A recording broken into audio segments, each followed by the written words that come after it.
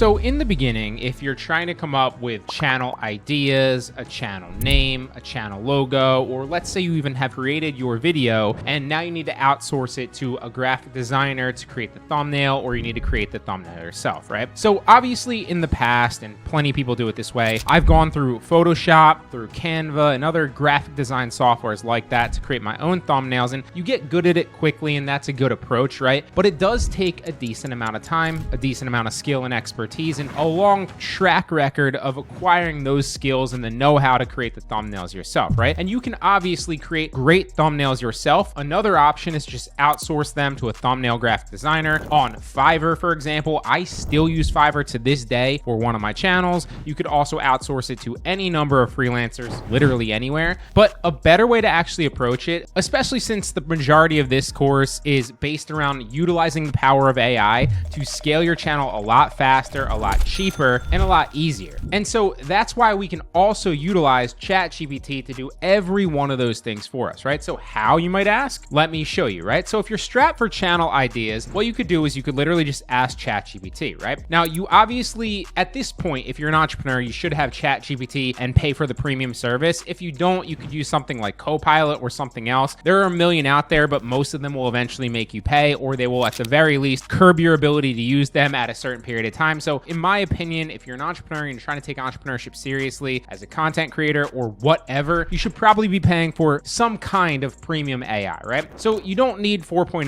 ChatGPT. You also don't need like 4. You could just use 3.5. It's totally fine. And we're just going to input some prompts here so that it can give us some good ideas, right? So I'm starting a YouTube channel. What are some good niches that I could build an audience around relatively quickly that should be broad enough to have multi-million views, but not broad enough that everybody else is doing them, right? Because everybody will input some type of prompt into ChatGPT and ask it for the top 50 niches in YouTube, right? And obviously that's a decent place to start. It's not a bad place to start, but everybody else is getting those similar ones that it's spitting back. And so everyone's pretty much picking the same top niches. And 2 tips that I could give you about this before we actually put this into the AI to see what it spits back to us are, first and foremost, you should not pick a specifically broad niche that's super obvious, in my opinion. Can you succeed with that? Of course you can, right? But you want the path of least resistance. And if you're picking some kind of niche that's a little bit more sub-niche, right, with a lot more dedicated, passionate viewers, it's going to be a lot easier for you to grow a channel in the beginning. And obviously then once you start specific, you can kind of branch out and broaden out from there. But if you start super broad, you're competing with everybody else in that broad category, which are hundreds of thousands of other creators probably, and it's going to be very, very difficult to succeed. You want to go for the path of least resistance, start super sub in your niche and niche down to something very passionate and specific that obviously still gets a lot of views. So there's that balance there, and then it will be easier for you to grow, and you can always broaden out later once you have grown already. That's the best approach to do it. Now, on top of that, the second tip would be to also base it around something that you know a lot about, or you enjoy talking about, or you enjoy learning about, or enjoy watching, or whatever, or preferably both of those, right? Because the reason behind that is if you already know a lot about it, you're gonna have a leg up on all the other competitors that are just jumping into a YouTube niche that are starting out, that you're competing against, that might not know as much as you know about it already. And so you'll be able to speak to that viewer a little bit better because you are them. You already know a lot about it. You'll know what topics to put your videos on a lot easier, and it'll come a lot more natural to you and faster. You'll also know how to speak to that person when you're writing your scripts if you're tweaking them with AI. You'll know how to create the thumbnails, and all those different nuances will already be second nature to you because you're already one of the viewers that you're trying to target, right? And obviously, if you're passionate about it, it won't feel a lot like work to you. It won't feel like you're slaving away creating videos, even though with AI, you're not really slaving away. It will feel a lot more enjoyable, and the process will be a lot faster and quicker. So let's put the first prompt into here, and we'll see what it comes up with. Sustainable living, mental health and well-being, digital nomad lifestyle, home organization and minimalism, DIY crafts. And so you can see it's just spitting out a bunch of them. And what I would typically tell it to do here is, okay, these are some good ones. What's a good sub niche for this, right? And niche down a little bit more, right? For the sake, because for example, like personal finance and budgeting, that might be a good one to get into because the CPMs are high. Obviously, there's a lot of affiliate links. There's a lot of brand deals that you can potentially get. Long-term, great niche, obviously. But if you hop into personal finance and budgeting, like right in the beginning, and you're making broad personal finance videos, you are really going to struggle. It's not niche enough. There's so many people competing in that. Same thing with healthy cooking and meal prep, right? Digital nomad lifestyle is a little bit less competitive probably, but I would niche down even further. So I would say like, I'm interested in parenting hacks and tips. What is a good sub niche I could get into that's similar but less competitive? Parenting on a budget, single parenting tips. See how it niches down for you, right? And so now you're not talking to every parent with all their different kids, different ages, right? You're really niching down. Are you talking about healthy parenting, parenting on a budget, single parenting tips, right? Educational activities for home, and you're starting niche down, and then you can broaden out from there. That's the approach. So as an example, we'll say single parenting tips. So then I would go back to the next prompt to come up with the actual channel name. So I like alliteration. I think it kind of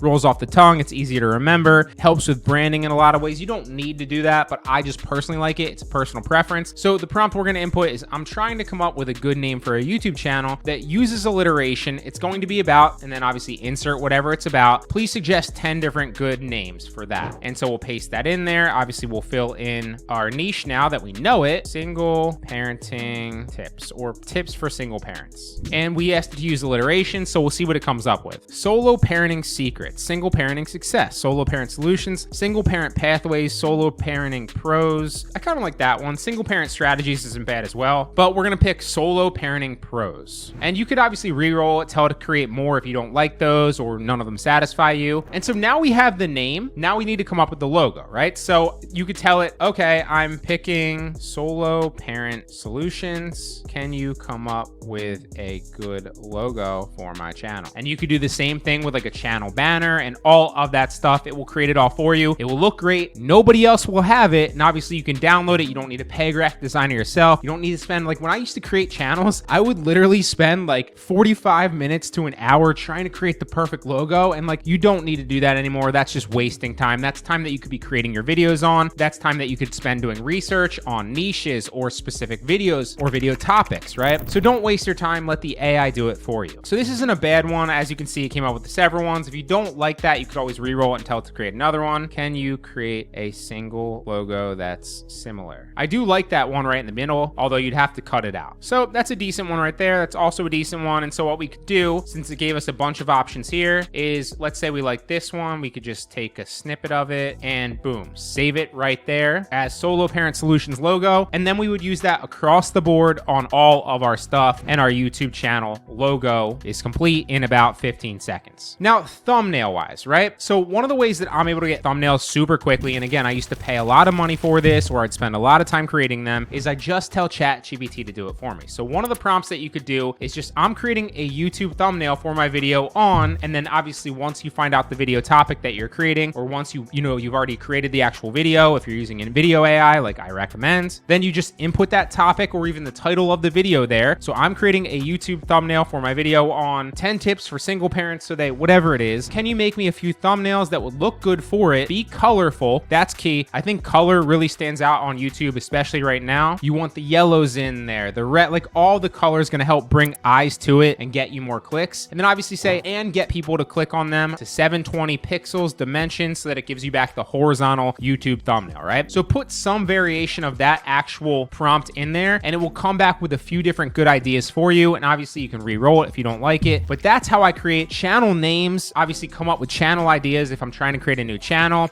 logos once I actually have the channel and the channel name, and create my thumbnails very easy. I don't need to hire anybody and I don't need to do it myself.